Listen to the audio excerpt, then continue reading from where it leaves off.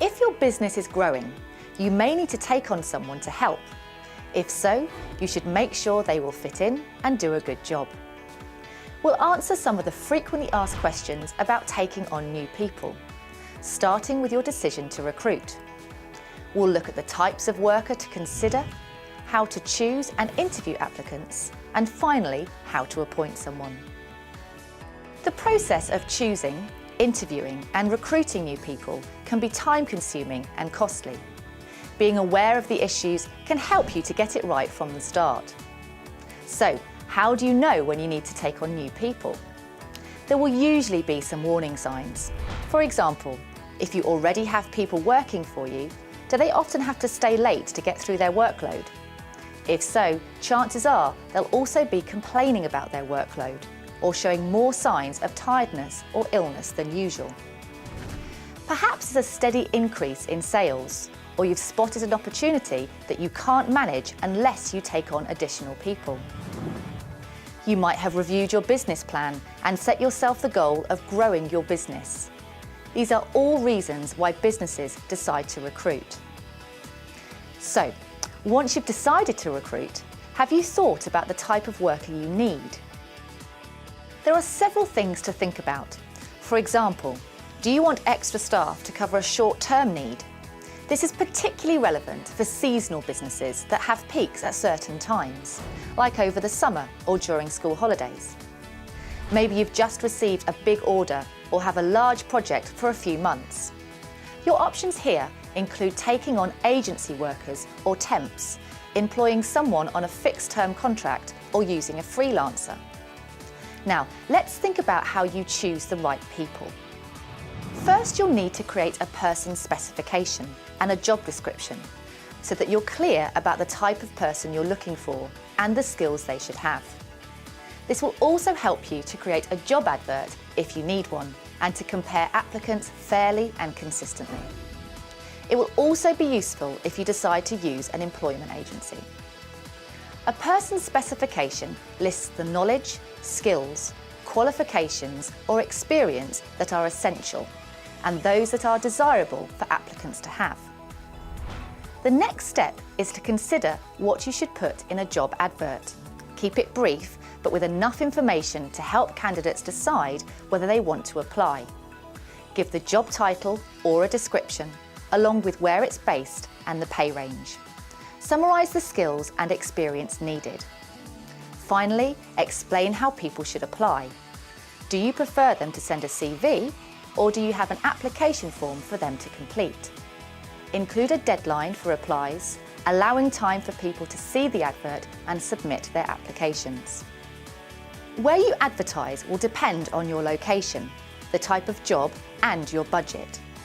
If you use the local or national press, make sure your advert will also appear in any online editions. You can also consider trade or specialist publications or websites and business or social networking websites. You can also advertise at job centres or use a recruitment agency. So, which is best, CV or application form? Well, there are advantages and disadvantages to both methods. One of the main advantages of an application form is that the questions will limit the information to what you want to know. They also make it easy for you to compare applicants' skills and experience, but they're time-consuming and sometimes difficult to prepare, as they must be easy to fill in with clear instructions. It could cost you a lot if you have to send them by post. Sending them by email is obviously much easier and costs less. A form might also put some people off applying, especially if it's very long. Asking for a CV reduces your administration at the outset. Another benefit is that you get brief details of people's work history, skills and experience, so you can quickly skim through them to choose who to interview. People can often submit a CV fairly quickly, which can help to speed up the recruitment process. Receiving a short covering letter with a CV can also give you an idea about applicant suitability for the job. One of the main downsides is when comparing different candidates. This can be harder to do with CVs than standard application forms. OK, so once you've received applications, how do you decide who to interview? To save time, you may need to be quite ruthless about discarding a number of applications. Do this by comparing applications against the job description and person specification, ruling out anyone who doesn't have the essential requirements. Then, read the remaining applications in more detail, discarding more as you go along. Decide how many people you want to interview, and then create a shortlist of suitable candidates. If you still have too many, you can then look at who has the skills and experience you listed as essential to reduce the list again. We've looked at the early stages of recruitment. Your next step is to invite the people you've chosen for an interview. Let's move on to consider how you go about interviewing people. Start by planning your time and create any tests or practical tasks you want people to do. You can probably interview 3 or 4 people a day, but if there are more, spread the interviews out over several days so you can keep on top of your usual work.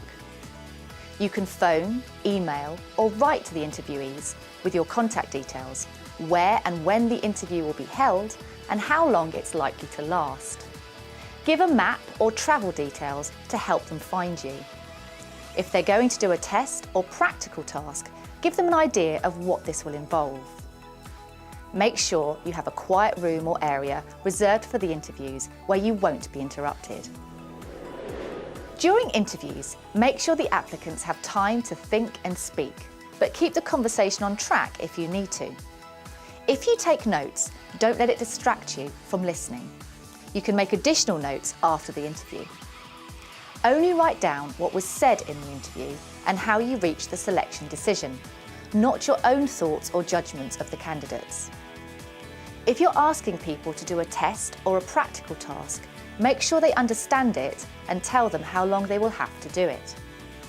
For some jobs, aptitude or other assessment techniques like psychometric testing might be used. These are designed to assess things like how people work, what they would be like in a team and so on. This is a complicated area and you should take advice before using this type of assessment. Who you choose after the interviews will be up to you, based on measurable things like test results and interview answers, and also how they would fit in with your business and existing employees. You might also just get a feel for who would be best for the job. The more interviews you do, the more instinctive this will become. If you're not used to recruiting, get other people involved and then they can help you reach a decision about who to take on. After your chosen applicant has accepted the job, don't forget to let the other interviewees know they've been unsuccessful. Once you've made your decision, what kind of pre-employment checks should you carry out? You'll need to check the applicant's identity and that they're entitled to work in the UK. A passport or other official identity document is usually best. You can check employment references either in writing or over the phone. Check qualifications too. You might need to find out how overseas qualifications equate to UK qualifications. Only complete health checks once you've made the job offer, and only if the individual must meet minimum physical requirements to carry out the job. How detailed the assessment is will depend on the job and can range from simply checking the levels of absence in a previous job to a full health assessment. Employing someone as a commercial vehicle driver may mean you'll just have to test their eyesight, for example. Not many jobs require a criminal records check, usually those working with children or vulnerable adults. Contact your criminal records checking service for more advice. Finally, remember that from writing a job description to making the final selection decision, you mustn't discriminate on the grounds of sex, race, religion, age, disability or sexual orientation. So before taking anyone on, make sure you do need to recruit and that you have considered the type of worker you want.